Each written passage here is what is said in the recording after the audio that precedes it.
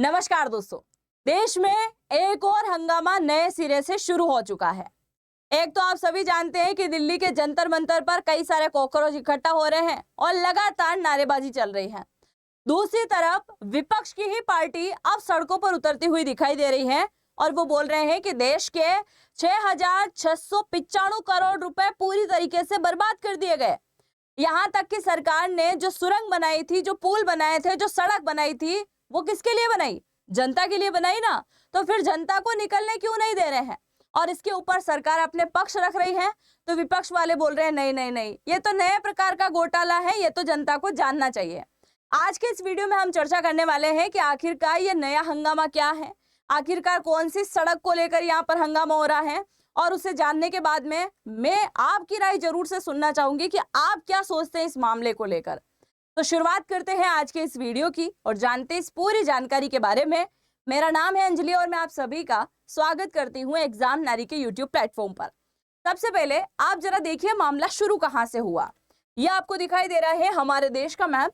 हमारे देश के मैप में अगर हम थोड़ा इस तरफ चलें एमपी से होते हुए तो ये आपको एक स्टेट दिखाई दे रहा है जिसका नाम है महाराष्ट्र, मुंबई। यहाँ पर अभी हाल ही में एक्सप्रेसवे बनाया गया था मुंबई से पुणे के लिए। ये एक्सप्रेसवे पहले भी था 2005 के अंदर, पर यह पूरी तरीके से टूट चुका था। उसके बाद में यहाँ पर नए सिरे से काम शुरू किया गया।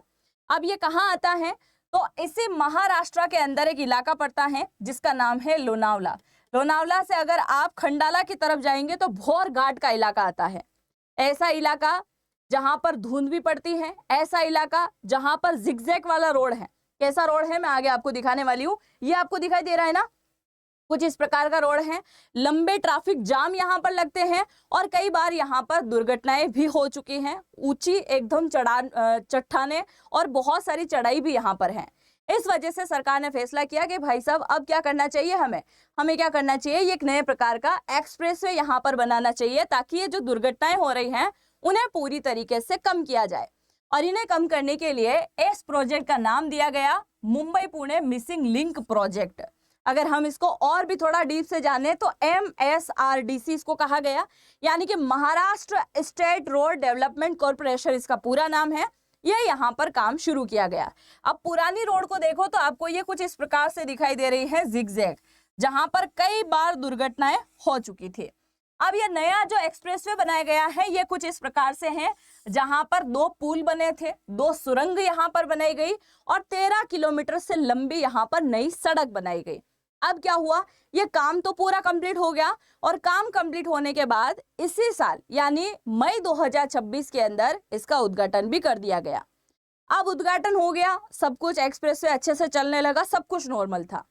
अब विवाद कहाँ है, मतलब मुद्दा क्या है आखिरकार, कि बन गया है उसके बाद मुद्दा क्यों हो रहा है? मुद्दा इसलिए उठा कि कल क्या हुआ, कल थी 6 जुलाई। 6 जुलाई को अचानक इस इलाके के अंदर जोरदार बारिश होना शुरू हो गई। इतनी जोरदार बारिश हुई कि हाई अलर्ट जारी करना पड़ा कि बारिश इतनी ज्यादा तेज हो रही है। कितनी ज्यादा तेज थी? 670 मिमी यहाँ पर जो है बारिश दर्ज की गई थी। यानी 2025 का अगर हम आंकड़ा देखें तो 2025 का आंकड़ा था 635 के आसपास, यानी उससे डबल आंकड़ा कहीं ना कहीं यहाँ पर दिखाई दे रहा है। तो इतनी जोरदार बारिश थी, प्राकृतिक आपदा आने का डर था। इसके साथ ही यहाँ पर भूस्खलन का डर था कि भाई पहाड़ी इलाका है, चट्टान वाला इलाका है, नया नया उद्घाटन हुआ है, अभी देखना बाकी है। क्योंकि यहाँ पर जो सुरंगें बनी है, ये जो आपको सुरंग दिखाई दे रही है, इनके 15 मीटर ऊपर तक क्या किया गया, जाल लगाया गया, सीमेंट छिड़काव किया गया ताकि कोई भी चट्टान यहाँ से खिसल कर ना आ सके। पर फिर भी ये लगने लगा था कि बारिश बड़ी खतरनाक हुई है, इसके लिए जान मान का नुकसान हो सकता है। और इसी वजह से यहाँ महाराष्ट्र पुलिस ने अनाउंस किया कि भाई साहब आपको कुछ समय के लिए अपना रूट बदलना होगा। क्या करना होगा? रूट बदलना होगा, क्योंकि अगर आप रूट नहीं बदलते हैं तो ये पहाड़ी इलाका है, अगर चट्टान खिसक के आ गई तो बहुत ज्यादा नुकसान हो सकता है। क्योंकि प्रतिदिन यहाँ से 90,000 से ज्यादा गाड़ियां पास होती हैं। 90,000 से ज्यादा तो कार भी हो सकती है, ट्रकें भी हो सकती है, तो जान मान का नुकसान होने का डर है। इसलिए अलर्ट जारी करते हैं कि आप इस रास्ते से ना निकले। उसके कुछ घंटे बाद यह अनाउंस किया जाता है कि 16 ट्रेनें पूरी तरीके से रद्द हो चुकी हैं, क्योंकि पटरियां तक उखड़ गई है। इतनी जोरदार बारिश आई है, इतना जोरदार तरीके से भूस्खलन हुआ है, जिसकी वजह से पटरियां यहाँ पर उखड़ गई हैं। हाईवे भी पूरी तरीके से जाम हो चुके हैं, हाईवे पूरी तरीके से बंद हो चुके हैं। अब आपको यहाँ तक लग रहा होगा कि भाई इसमें सरकार कहाँ गलत बोल रही है। ना तो महाराष्ट्र की पुलिस गलत दिखाई दे रही है, ना महाराष्ट्र की सरकार गलत दिखाई दे रही है, ना केंद्र की सरकार, क्योंकि उन्होंने उनका काम कर दिया। तो अब यहाँ पर विवाद क्या है? विवाद यहाँ पर नए प्रकार का खड़ा होता है। विवाद इसीलिए खड़ा होता है कि जैसे इन्होंने कहा था कि आप यहाँ से मत निकलो क्योंकि दुर्घटना घटित हो सकती है, और इसके कुछ घंटे बाद ही ये खबर निकल के आती है कि भाई साहब सुरंग के 150 मीटर ऊंचे वाले इलाके से एक भारी चट्टान आई फिसलकर और यहाँ आकर गिर गई।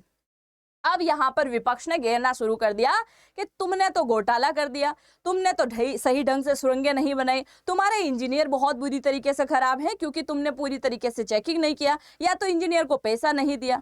अब सरकार बोल रही है कि भाई साहब अगर कोई भी सुरंग बनती है, सड़क बनती है, पुल बनता है तो उसके 15 मीटर के इलाके पर सुरक्षा जाल हम लगाते हैं ताकि वहां से कुछ नहीं फिसले। अब वो 150 मीटर ऊंचे इलाके से आकर खिसक के गिर जाएगा, ये किसको पता था? चलो अब गिर भी गया है तो हमारा कोई जान मान का नुकसान नहीं हुआ है क्योंकि हमने लोगों को पहले ही सतर्क कर दिया था। और अगर यहाँ लोग आ जाते, जान मान का नुकसान हो जाता तो ये खतरनाक तरीके से हाय तौबा मचा देते। तो सरकार बोल रही है कि भाई साहब हमने इसी वजह से लोगों को रोका ताकि हम पहली बारिश में इस प्रकार का टेस्ट करना चाहते थे कि यहाँ अगर कोई दुर्घटना हो रही है तो किस साइड से हो रही है, किस साइड की चट्टानें कमजोर हैं, ताकि हम वहां पर मरम्मत कर सके, काम कर सके। यहाँ कोई नुकसान नहीं हुआ है तो आपको हंगामा करने की कोई जरूरत नहीं है क्योंकि यह प्राकृतिक आपदा है, बादल भी फट सकता था जिसकी वजह से भी नुकसान हो सकता था। ठीक है भाई, कुछ समय बाद यहाँ पर जो है कंस्ट्रक्शन का काम फिर से शुरू हो जाता है और वो चीजें यहाँ से निकालना शुरू कर देते हैं। पर फिर भी विपक्ष वाले बोलते हैं नहीं नहीं नहीं भाई साहब तुमने तो घोटाला किया है। घोटाला कोई छोटा बड़ा नहीं, 6,695 करोड़ का घोटाला है क्योंकि तुमने तो यहाँ पर सही ढंग से सुरंग नहीं बनाई है, सड़कों पे भी गड्ढे हो रहे हैं क्योंकि तुमने अच्छे से काम नहीं किया है। और अगर तुमने अच्छे से काम किया होता तो हमने जो 2005 के अंदर एक्सप्रेसवे बनाया वैसा ही दिखाई दे रहा होता। यानी 2005 के अंदर यहाँ पर एक्सप्रेसवे था पर उस पे मोटे मोटे गड्ढे आपको दिखाई देते थे। ये बोल रहे हैं कि तुम वैसा काम तो कर सकते थे, हमने उस समय कोई घोटाला नहीं किया। अब इन्होंने हाय तौबा मचाना शुरू किया तो सरकार ने अपना दूसरा पक्ष रखना शुरू किया कि भाई हम तो विकासशील देश है, यहाँ पर ये सारी चीजें हुई हैं, विकासशील देश है। विकसित देशों का एग्जाम्पल देखो आप जरा, और विकसित देशों के एग्जाम्पल की अगर हम बात करें तो ऐसी सुरंग, पुल, ट्रेन की पटरियां उखड़ना कहीं ना कहीं आम बात दिखाई देती है और ऐसा होता है। ये पुल आप सभी को याद होगा अभी कुछ ही समय चाइना के अंदर ढह गया था, टूट गया। चाइना ने अच्छा खासा पैसा लगाकर, अच्छे अच्छे इंजीनियरों को लगाकर यह पुल बनाया था। कुछ समय बाद खबर निकल के आती है कि बहुत जोरदार तरीके से बारिश हुई है और बारिश की वजह से आसपास का जो इलाका है वो भूस्खलन हो गया है, यानी जो टाइट इलाका था वो पूरी तरीके से यानी कि कमजोर पड़ चुका था। और उसी वजह से क्या हुआ, ये पुल जो है कुछ ही मिनट के अंदर ढह गया, पूरा टूट गया। तो उन्होंने बोला कि ऐसी घटनाएं विदेशों के अंदर भी हुई है, चीन का उदाहरण देख लो। फिर ये नहीं माने तो भाई साहब आप यूरोप का एग्जाम्पल देख लो। अब यूरोप की बात करें तो ये आपको वर्ल्ड मैप दिखाई दे रहा है। हमारे देश से, माफ कीजिएगा, ये मैप पूरा है, हमारे देश से थोड़ा आगे चले तो ये आपको यूरोपीय इलाका दिखाई दे रहा है। इसी यूरोप देशों के अंदर एक बार इतनी भयानक गर्मी पड़ी थी जिसकी वजह से रोड पर निकलने वाले वाहनों के टायर पूरी तरीके से चिपकना शुरू हो गए थे। दूसरी घटना की अगर हम बात करें तो इतनी गर्मी थी जिसकी वजह से ट्रेन की पटरियां जो हैं वो आपस में उखड़ना शुरू हो गई थी और मोड़ तक उनके अंदर आ चुका था, जिसकी वजह से कहा गया कि भाई साहब इतनी सारी चीजें अगर यहाँ पर हो रही हैं तो हमें कुछ समय के लिए देश में आर्थिक आपदा यहाँ पर आ रही है, प्राकृतिक आपदा यहाँ पर आ रही है, इस प्रकार का अनाउंस किया गया और उनका काम पूरी तरीके से यहाँ पर कंप्लीट कर दिया गया था। अब आप देखो, ये सारी चीजें चेक करने के बाद में सरकार ने आज सुबह नए प्रकार का अनाउंस किया।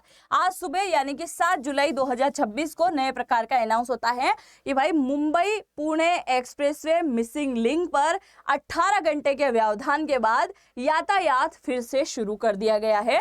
यानी अब एक बार फिर से इस सड़क को खोल दिया गया है और ये कहा जा रहा है कि हमने केवल सुरक्षा कारणों की वजह से इसे कुछ समय के लिए बंद किया था, अब हमें समझ में आ चुका है कहाँ वर्क करना है। तो अब मैंने आपको यहाँ दोनों पक्ष बताए हैं, सरकार के भी बताए हैं, विपक्ष के भी बताए हैं। अब आपको यहाँ पर कौन किस तरीके से सही दिखाई देते हैं, आप अपनी राय मुझे जरूर से कमेंट सेक्शन में लिखिएगा। और अगर चैनल पर पहली बार आए हैं तो सब्सक्राइब करना बिल्कुल भी मत भूलिएगा। दूसरा, अगर आप मुझे इंस्टाग्राम पर फॉलो करना चाहें तो आपको मेरी आईडी मिलेगी अंजलि वॉइस के नाम से, है ना। अंजलि वॉइस के नाम से आप मेरी आईडी यहाँ से देख सकते हैं और मुझे यहाँ से फॉलो कर सकते हैं। तो सभी का तहे दिल से शुक्रिया। मिलता है नेक्स्ट वीडियो में। जय हिंद, जय भारत।